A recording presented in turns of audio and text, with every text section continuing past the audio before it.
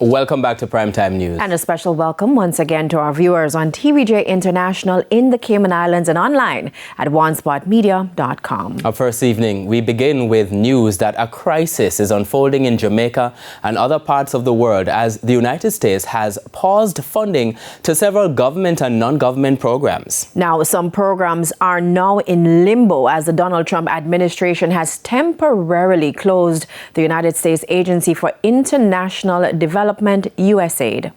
Andrea Chisholm has details.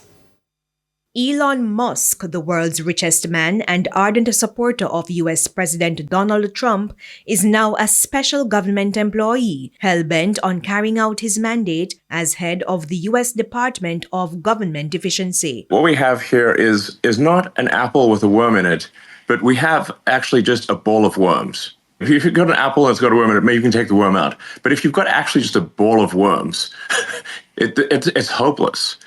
And USAID is a ball of worms. Mm-hmm. There is no apple.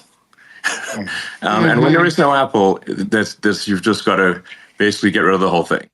The move to shut down USAID has angered many in Washington. Elon Musk may get to be dictator of Tesla, but he doesn't, and he may try to play dictator here in Washington, D.C., but he doesn't get to shut down the Agency for International Development. But for President Trump, and we're getting them out, USAID, run by radical lunatics, and we're getting them out, and then we'll make a decision. CNN reports that thousands of contractors and civil servants lost access to email and USAID systems overnight. We were also unable to access USAID's official website. The entity, which administers humanitarian aid programs, has offices in more than 60 countries and employs around 10,000 people. Now, USAID has been working with Jamaica for more than 60 years.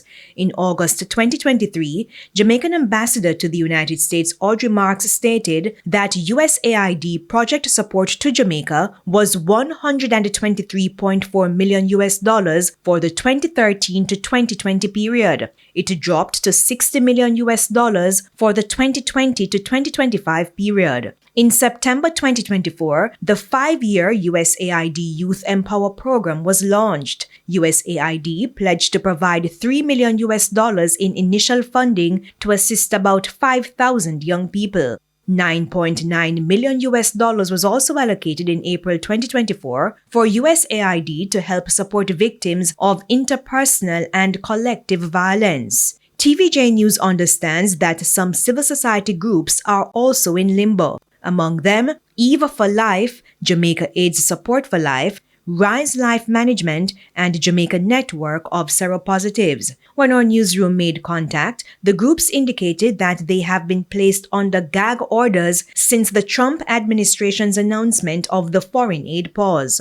Persons were also unable to book appointments for health services as Health Connect Jamaica's website was offline due to a suspension of funds from USAID. Andrea Chisholm, TVJ News.